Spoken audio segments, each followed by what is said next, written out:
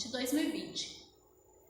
A aula de hoje vai ser sobre ligação iônica. Mas, para que possamos entender o que é uma ligação iônica, precisamos retomar a aula anterior.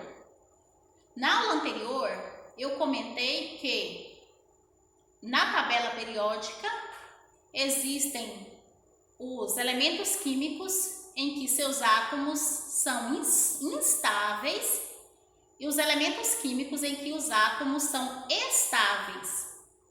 Os estáveis são aqueles átomos que pertencem à família 8A, ou seja, os famosos gases nobres. Por que eles são chamados de elementos químicos estáveis? Porque a sua última camada de valência, ou seja, a última camada que vai ficar o último elétron, de acordo com a distribuição eletrônica, possui 8 elétrons. Então, esses átomos dos elementos químicos da camada 8A, ou seja, dos gases nobres, eles terão a sua camada de valência estável. Os demais elementos químicos são instáveis. E esses elementos químicos instáveis, eles se juntam para formar compostos. E hoje a gente vai estudar sobre os compostos iônicos formados através da ligação iônica. Um exemplo de composto iônico é o sal de cozinha ou cloreto de sódio, porque é um sólido, onde eu tenho o sódio e o cloro. Os compostos formados através da ligação iônica são compostos sólidos. Então, a ligação iônica, como o próprio nome sugere, é um tipo de ligação química que ocorre pela interação entre íons de cargas opostas. O que são íons de cargas opostas? São íons positivos e íons negativos. Neste caso aqui, a gente vai perceber que os elétrons são a parte que nos interessa para compreendermos a ligação iônica. Assim, por meio da interação eletrostática entre esses íons, ocorre a estabilidade eletrônica dos átomos dos elementos constituintes. Então, quer dizer, os átomos dos elementos químicos vão ficar estáveis, ou seja, vai acontecer a estabilidade quando eles se unirem, ou seja, um átomo vai doar elétron e outro átomo vai receber. O cloreto de sódio, onde quimicamente falando é o NaCl, componente principal do sal de cozinha, é um composto iônico formado pela união entre o íon proveniente do átomo de sódio e o íon que provém do átomo de cloro. É o que eu comentei agorinha. O cloreto de sódio, componente principal do sal de cozinha, é formado pela união entre o cloro e o sódio, ou seja, a união chamada NaCl. De maneira geral, um átomo pode perder ou ganhar elétrons. Nesse caso aqui, olha, quem perde, na verdade, vai ficar positivo e quem ganha vai ficar negativo. Quer dizer, então, que quem ganhar elétron vai ficar negativo, porque os elétrons são a carga negativa do átomo. Lembram que na aula anterior eu comentei que os átomos possuem 3 partes principais, que são os prótons, que é a camada positiva, os elétrons, que é a camada negativa, e os nêutrons. Então, quem nos interessa agora? A parte negativa, que é chamada de elétrons. É por isso que quem doa a parte negativa vai ficar positivo e quem recebe a parte negativa vai ficar negativo.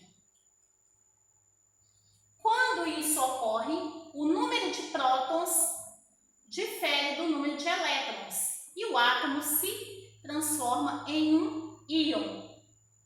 Então, quer dizer o seguinte: todo átomo, conforme ele está lá na tabela periódica, no seu elemento químico, ele possui a mesma quantidade de prótons igual à quantidade de elétrons.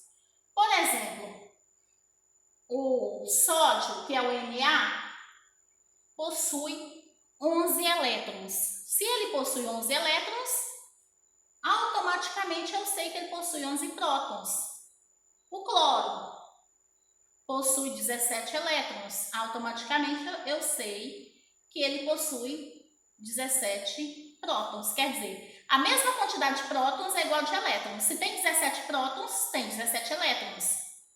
Se tem 8 prótons, tem 8 elétrons. Da forma que estão lá na tabela periódica. Aí, a partir do momento que eles recebem ou doam, eles passam a se chamar íons.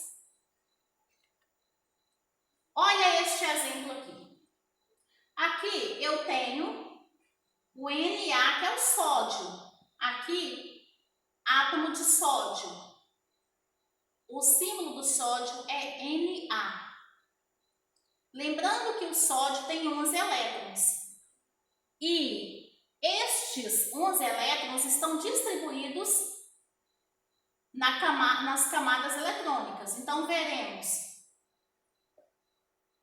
A camada K, ela fica com 2 elétrons. A camada L vai ficar com 8 elétrons. E a camada M vai ficar somente com 1 elétron. Na distribuição eletrônica. Então, vejam. 2 na camada K, 8 na camada L, já são 10 elétrons. Com o último elétron que ficou na camada M, 11 elétrons. Então, aqui está a distribuição eletrônica dos elétrons do sódio. Agora, vamos ver a distribuição eletrônica dos elétrons do cloro. O cloro tem 17 elétrons. Aqui está até mostrando, ó. Ele tem 17P, quer dizer 17 prótons. Se ele tem 17 prótons, automaticamente eu sei que ele tem 17 elétrons, porque a mesma quantidade de prótons é igual a de elétrons. Então, como é que está a distribuição eletrônica do cloro? 2 elétrons na camada K, 8 elétrons na camada L e 7 elétrons na camada M. Podem até contar que na camada K eu tenho 2 bolinhas representando os 2 elétrons. Na camada L eu tenho 8 bolinhas representando os 8 elétrons. E na camada M eu tenho 7 bolinhas representando a camada M. Bom, nenhum deles, nem o sódio e nem o cloro, está estável. quer dizer, tem 8 elétrons na última camada, nenhum tem. O sódio tem apenas 1 elétron e o cloro tem 7.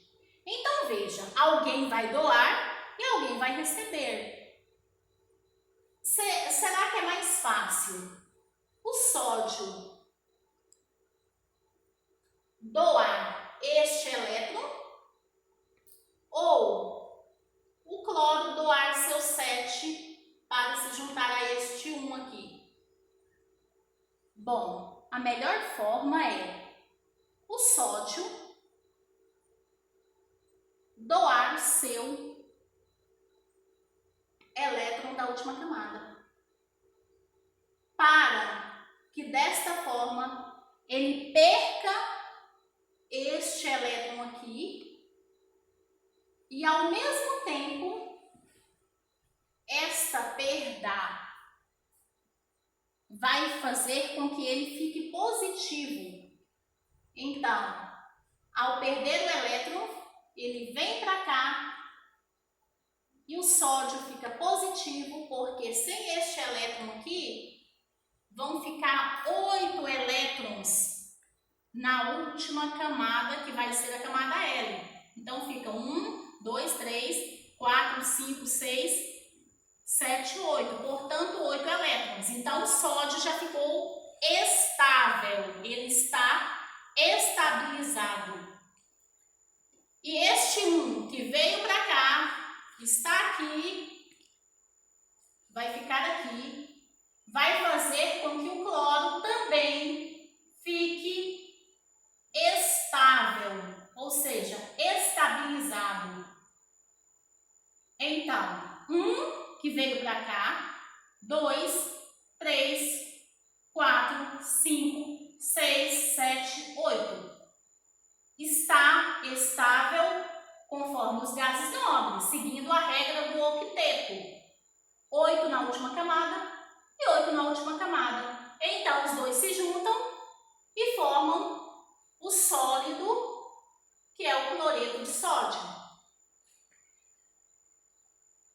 De acordo com a regra do octeto, nenhum desses átomos está eletricamente estável.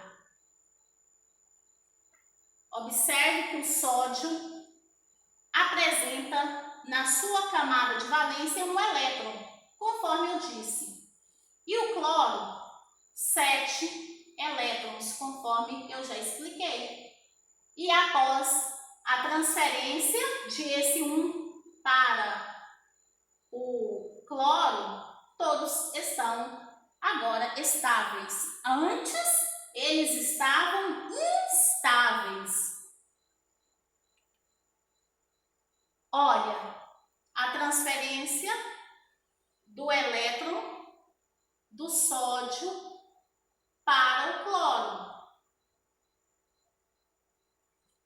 Ao transferir seu único elétron da camada M, o sódio adquire configuração eletrônica de um gás nobre. Ele vai ficar conforme gás nobre. 8 elétrons na última camada, com 8 elétrons de valência.